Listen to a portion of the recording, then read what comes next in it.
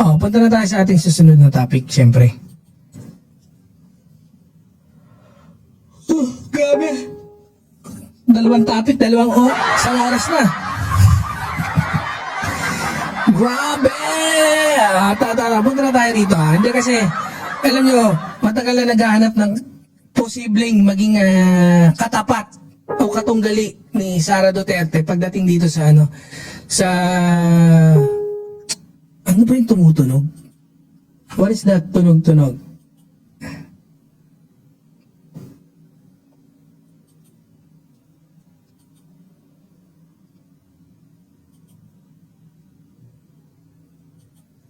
Tanggalin ko na nga yan. Ito. So, ngayon, I think meron na sila kasing pambato. And they're still hoping yung mga dilawan. I'm pertaining to dun sa mga dilawan, no? I think they are hoping na sana matubakbo si Sara Duterte, si Leni Robredo, si Mayor Leni.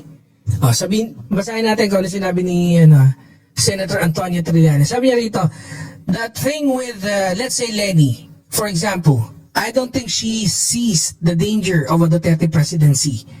And that's the reason why she's nonchalant about the whole thing. Just focusing on her private, parang gano'n, kasi may tatlong tuldok. But if she's going to rule out any scenarios that she will run eventually, she has to be definitive. Because Bam Aquino will not grow and Risa Hontiveros as well. She would have to be definitive. And the fact that she's not definitive leads me to conclude that she is interested. Okay. So, parang gano'n, kunyari lang na hindi tatakbo. Di ba, Ma'am Nilda Arceo? Kunyari hindi tatakbo. Pero tatakbo siya. Si Mayor Leni. Parang ganun yung sinasabi. So, asan na ba yung kasi ito sabi ni sa news update. Actually, no April 20, noong 21, ngayon ano ba ngayon? 22 na pala ngayon. Ayan, kahapon. So, sabi nito Robredo says she won't seek national post in 2028. Eyes second term as mayor. So, rules out 2028, national bid, target second term as a Naga mayor. So, punta tayo dun sa sinabi ni kasi yung natin, etong sinabi ni Senator Antonio Trillanes. Diba? Parang tatakbo pala, hindi ko talaga ito na yun pala yun, no? So, hindi raw tatakbo pero pinipilit gawing tatakbo. Ang politika ng pagtulak sa ayaw, strategy na yan. We all know that. Di ba? Ngayon, ibang klase kasi itong ganito Parang, although we know, pero yung strategy kasi nakakubli. Di ba? Hindi issue ng ginawa kundi issue hindi pa ginagawa. Pero yun nga, ginagawa na ng konklusyon.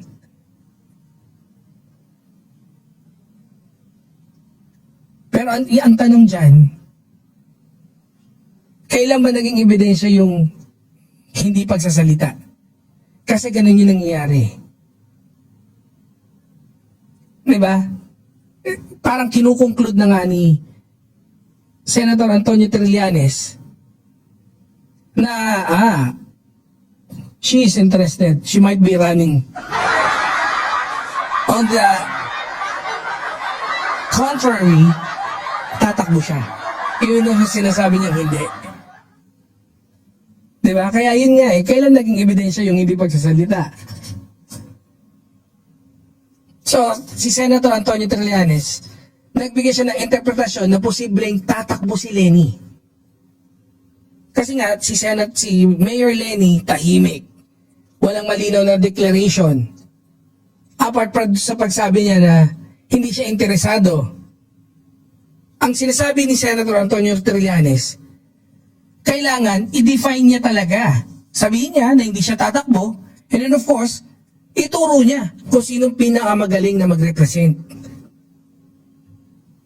Kaya naman, hindi natin masisi si Senator Antonio Trillanes na i-conclude niya na posibleng tatakbo siya. Kasi nga, wala siyang tinuturo na kung sino yung gusto niyang maging kandidato. Ang problema, baka in the end, ang ituro niyan si...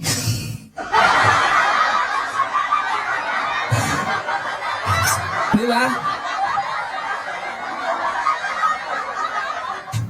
Ay, yun kasi ang nagiging problema dyan na gustong sigurong i-avoid ni Senator Antonio Trillanes is mahati yung mga supporters. Siyempre, di ba? Expectation versus reality. Pero kasi yung ganyan, dating gawin na yun Interpretations as facts. Di ba? Classic na galawan. May isang tao na tahimik, tapos lalagyan mo ng kahulugan yung katahimikan niya. Example, hindi siya nagsasalita, interesado yan. Hindi siya nagde-deny, posibleng may balak yan. Pero syempre, at the end of the day, yung kay Senator Antonio Trillanes, interpretation lang yan. Hindi pa yan fact. Leads me to conclude yung sabi ni Senator Antonio Trillanes. Kasi siguro, kagaya nga na sinabi natin, ang concern siguro ni Senator Antonio Trillanes is, ngayon pa lang, mag-room na. No, para lumago yung magiging posibleng kandidato o pambato nila. And I think they're grooming Bam Aquino or Senator Risa. Ako kung kunyari walang iba, si Senator Risa pwede. Pero si Bam Aquino, wag na.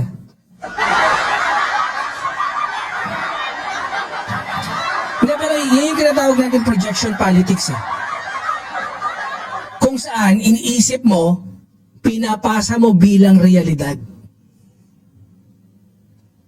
Parang hindi siguro jumping to conclusion, parang it's a better term.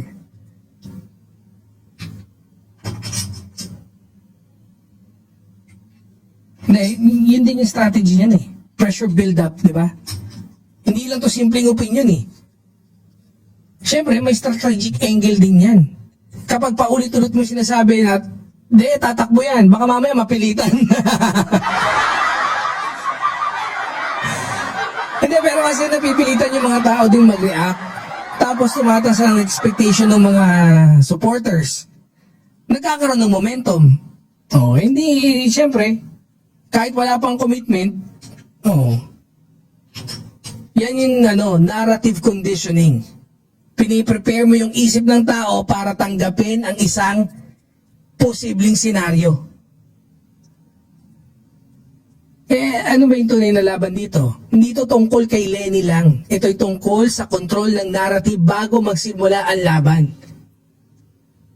Kasi sa politika, ang unang nananalo, hindi yung may boto agad, kundi yung may kontrol ng kwento. Kaya dyan nga tayo talo dyan tayo olats. Kahit bobo yung mga DDS, putya ang galing maggawa ng mga naratibo, tapos paulit-ulit nilang ini-echo sa kanila. Napapaniwala na sila ng sarili nilang katangahan.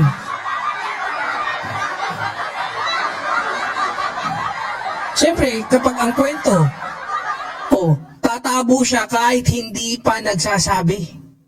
Eto, si Speaker Martin. Ayan, si former Speaker Martin. I will not be the fall guy for other people's corruption. Yun. And to those who think they can throw me under the bus to save themselves, this is what I say to you. I am ready to defend my name. My silence should not be mistaken for weakness, ignorance, or fear. I know enough to defend myself, and if I am forced to do so in public, I will. Yun.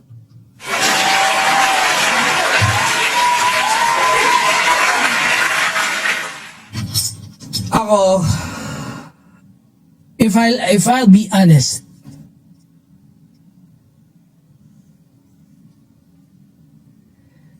alam niyo naman no, yung stand natin. I do like Speaker Martin.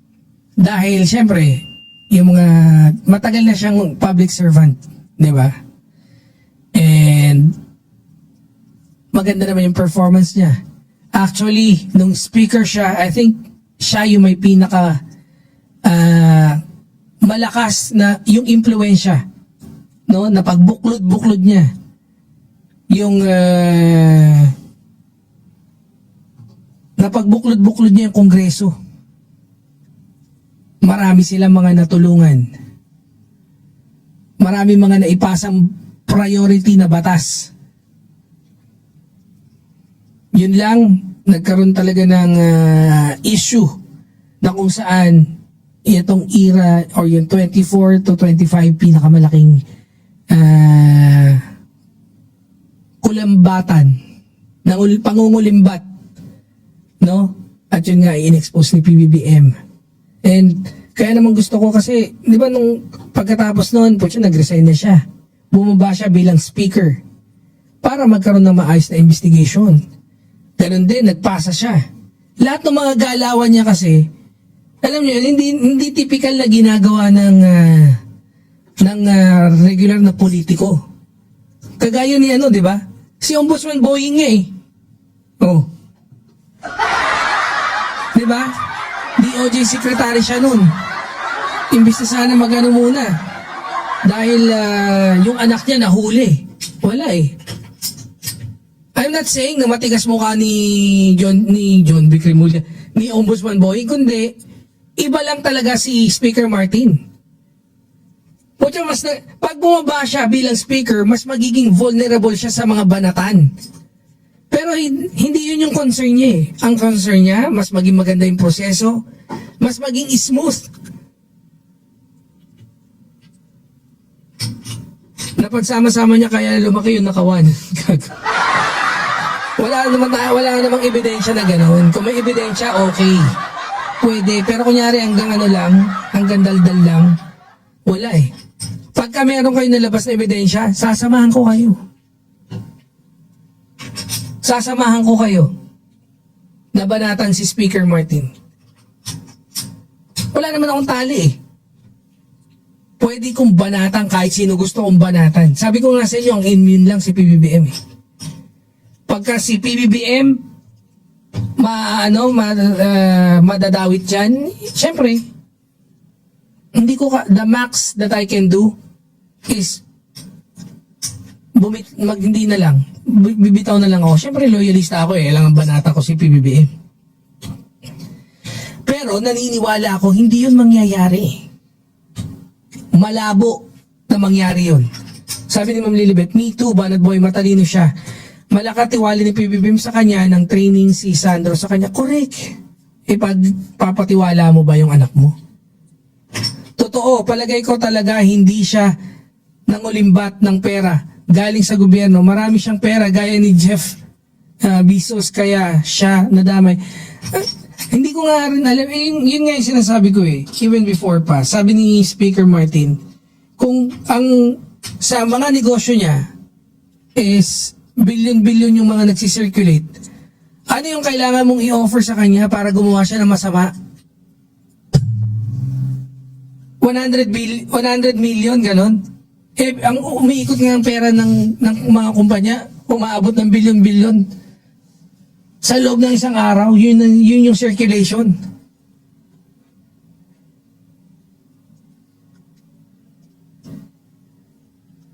Asan na siya, no? Si Maricar Becker, shout out. Kaya ako, no, pagka meron kayong ebidensya na talagang direkta, biruin mo ICI, hindi nakahanap. Si Boying Rimulya, wala rin siya masabi. Ombudsman, naglabas na ba ng ebidensya yung ombudsman na magpapatunay na sabit si Speaker Martin?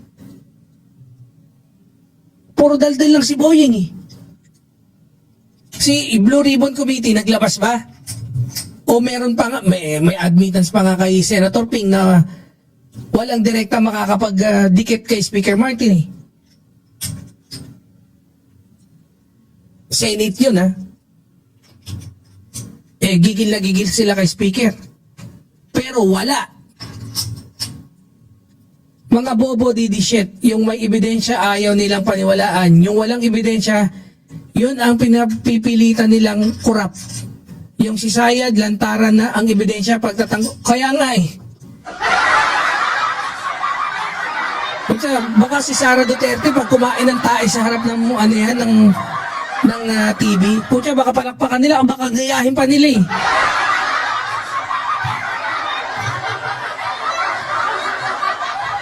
Speaker Martin is fighting this case head on. Si Sara, takbong Supreme Court. Correct. Yun ang difference. Ganon din kay Chis Escudero. Di ba? Ano ginagawa ni Chis Escudero? Kutya, imbis na bumitaw siya para maimbestigahan siya, hindi. Kinudita. Putek. Ang layo ng pinagkaiba, di ba? Ang layo. Kasi Speaker Martin, tahimik pero handa. Pag tahimik, di ba yan naman madalas kinukonsidera natin na nagpapakita ng lakas. Nag-iipon. Kasi ganun talaga, may mga leader na maingay. Kagaya ni Boying. Ito po si Boying na binanat. Oh. Alam niyo po, mas maganda hintayin natin pagdating ni Saldico. Doon lang malalaman kung sino ang kasama niyang nangurakot. Kaya wag muna dapat humusga kayo kung may ebidensya, kasuhan. Oh, same. Same naman, Ma'am Lily, di ba? Yan naman yung sinasabi ko eh. Pares naman tayo ng konsepto. Si Sara kasi ayaw pa ilabas yung evidence against Martin. Oo nga, kung meron talaga siyang ebidensya, ilabas niya. Oh. Meron nga sana, kaya lang, sobrang pagtatakip, mga 18 Marines, sino pa ang mga matibay na ebidensya, sila pa ang kinasuhan. Grabe, pagtatanggol mo, nakamaleta ka rin siguro, boy. Boss Buford, yung 18 Marines mo, hindi yun kinasuhan. Talagang meron sila, yung karamihan sa kanila may kaso ng pagpatay daw eh. Sabi ni Ombudsman Boying, di ba? Oh, ba't kami sinisisihin mo? Yung ombudsman, hindi yan hindi yan politika. Sinabi niya, walang kulay dapat yung ombudsman. Pero sabi niya, yung 18 Marines, may karamihan doon may kaso. Pagpatay.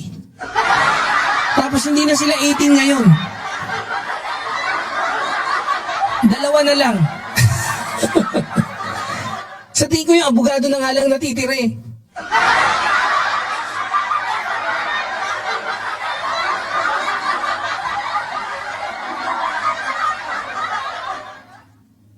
Yung grupo ni Mike Cervera, Chris Ulo, Ken tuwang-tuwa na kinakasuhan si Congressman Martin. PBBM vloggers pa naman sila, sabi ni Tita Maydons. Ay, Tita Lilibet. Hindi, kung may ebidensya na sila, okay naman eh. Kung merong ebidensya, pero kunyari, haka-haka lang din, wala pa yun. Wala naman. Hindi pwedeng, pwede sila mag-assume, pwede rin ako mag-assume. Diba?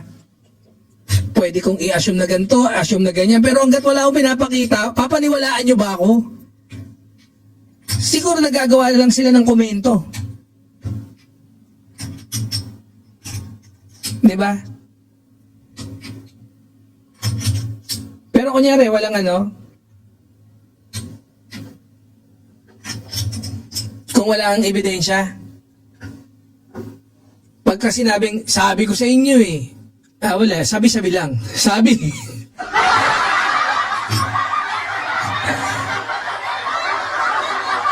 May ebidensya ba? Kung may ebidensya naman eh. Kung may ebidensya sila, di okay. good, di ba natin, sabay-sabay? Pero kung sila hati-hati mismo, wala tayong magagawa. Kung yung buong grupo ba nila, pare-para sila ng opinion, o baka upay-upay kanya-kanya sila opinion.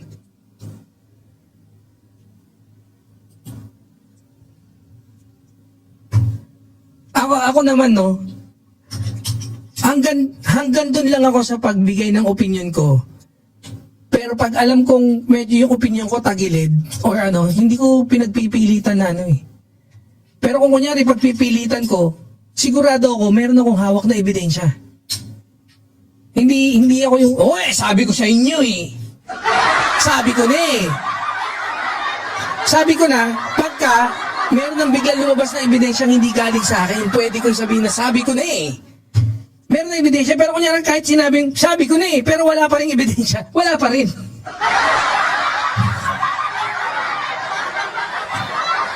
Ito if I'll be honest, mataas yung probability na magkaroon ng bookingan pagdating ni Saldi ko.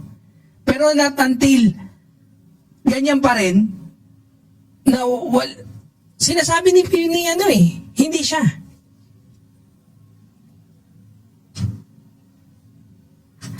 Ipagtatanggol niya yung sarili niya. Confident siya.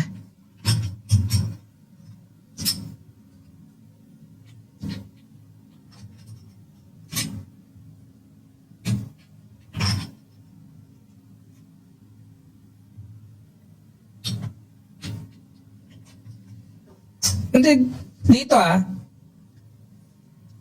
sabi ni? Alam kasi nilang malaking sagabal si Kong Martin sa kanila, kaya lahat gusto siyang ilubog, inggit sa kanila. Correct, I agree.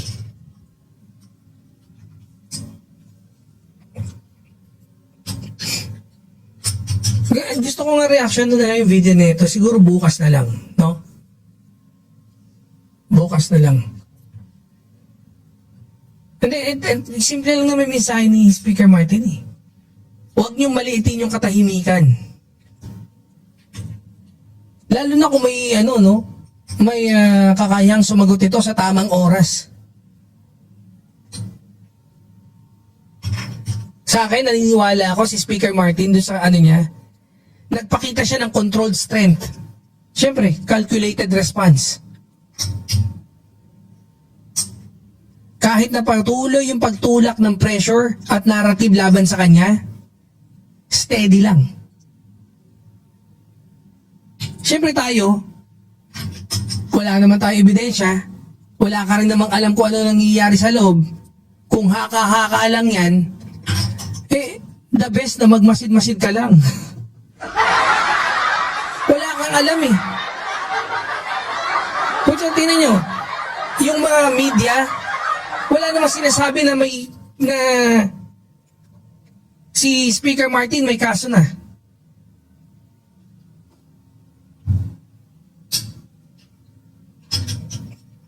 Yung Senate, sinasabi walang direct.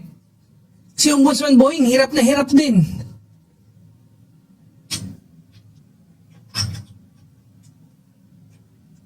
So the best na gawin natin, masid-masid, antay-antay lang din muna. Kasi kung ang pinanghawakan nating tama nung isang araw is si Speaker Martin, hindi dawit dyan, malabo maging dawit, hanggang ngayon yun pa rin yung katotohanan. Hanggang ngayon yun pa rin yung tama. Not until mayroong maglabas ng ebidensya na masusupersede yung alam nating tama. Pero for now, ang tama, hindi pa siya wala siyang kasalanan. Dahil lahat sinasabi, mapa-Senate, even Congress, even itong si Ombudsman Boying, walang direct.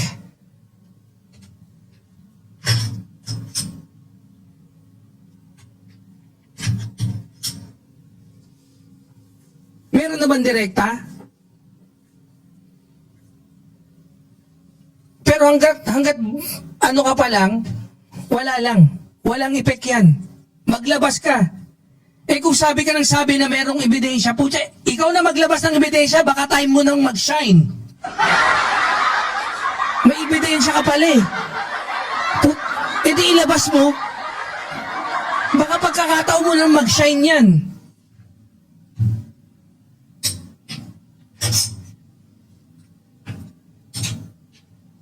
Ako, kunyari may maglabas niyan, ba't ko pa pangahawakan yung alam kong akala kong tama? Bibitawan ko yun. Mali na eh. Well, in the first place, kailangan ko ba mag-sorry para doon? Eh yun yung alam kong tama eh. Kasi wala pa naman lumalabas o nagsasabi or malinaw na patunay na mali yung pinangahawakan kong tama. Until proven na mali yun. Eh ano? Tama si Tita May doon Oh. Speaker Martin's statement is clear. He will face his accusers head on.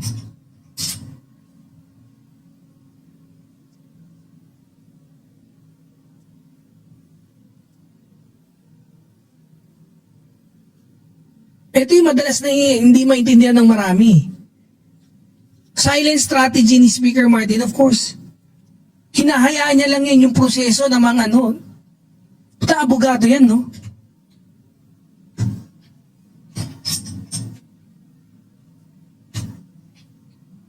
Hinahayaan niya yung prosesong mangyari. Na gumana, na magpatuloy. Yan yung problema din kasi, yung hindi naiintindihan ng marami.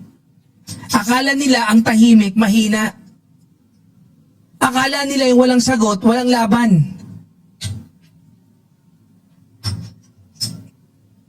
Pero yung kinoconsider yung katahimikan, high-level politics.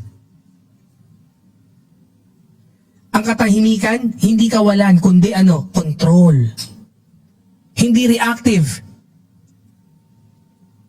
Kasi nakakapag-obserba ka eh. Hindi pa dalos-dalos. Hindi nadadala ng emosyon. Di ba, Ma'am Bengay?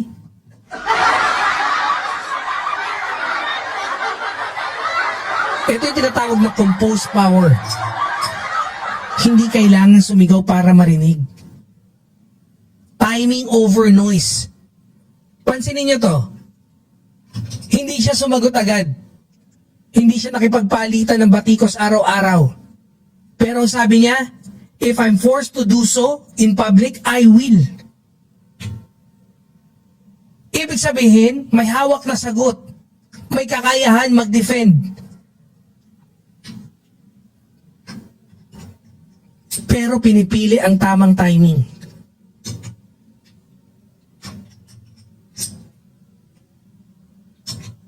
Ito yung leadership na hindi nagpapapressure, kundi nagsiset up ng tempo, ng rhythm.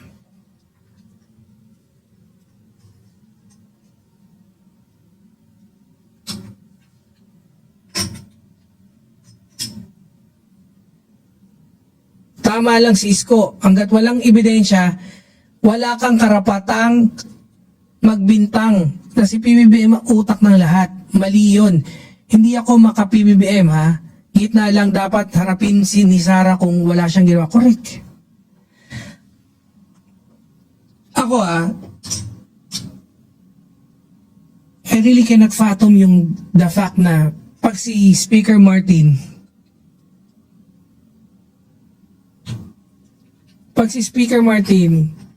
dawit dyan,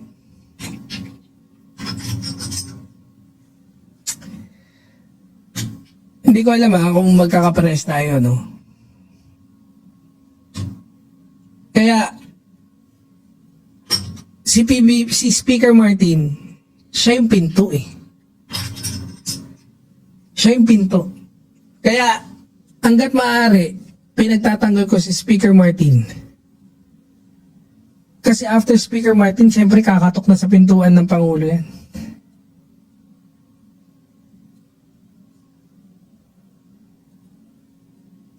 Pero ayan, handang harapin handang harapin ni Speaker Martin. Lahat. Dati sinasabihan niya pang umuwi si Saldico eh. 'Di ba? Kahit nung dating-dati pa. Ano yung tunay na laban dito? Hindi ito simpleng depensa lang sa sarili. Ito ay laban sa narrative na pilit siyang hinihila pababa. Kapag sinabi mong I'm ready to defend my name, ano ibig sabihin yan? May kumpiyansya sa sarili niya. May paninindigan. Siyempre, hindi siya takot na humarap sa publiko. At sa politika, hindi lahat ng matapang maingay. Hindi lahat ng tahimik ay mahina. Ganyan din, same characteristics ni Speaker, ni PBBM. Eto mga mandirigma, tanong ko sa inyo. Mas gusto niyo ba yung leader na araw-araw may sagot pero pabago-bago? Kailangan pa bang pangalanan kung sino yung pabago-bagong yan? Nakakaya naman kay ano? Boss Boying. Ay, sorry. Tahimik pero kapag nagsalita, diretso at buo. Mas okay ba yung ganon? Kasi sa tunay na laban, hindi paramihan ang salita. Ano ka, vlogger?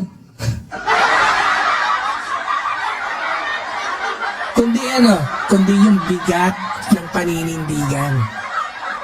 Hindi, sa dulo kasi, no, yung tunay na lakas, hindi laging nakikita agad eh. Minsan, nasa disiplina ng pananahimik, ng pagiging kalmado, nasa kumpiyansa ng paghihintay. Siyempre, nasa tapang din ng pagsagot kapag oras na. In due time. In due time. Ay, hindi pala. In due time. At tandaan nyo, yung leader na kontrolado yung sarili, kadalasan siya ang may kontrol sa laban.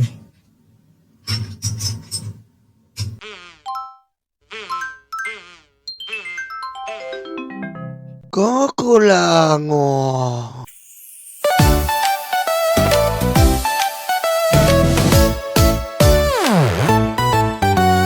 Tanggap, tanggap, luga, luga, DDS, DDS. Dating yung ay karton, dating yung ay karton. Duterte, Duterte. Tanggap, tanggap, luga, luga, DDS, DDS. Dating yung ay karton.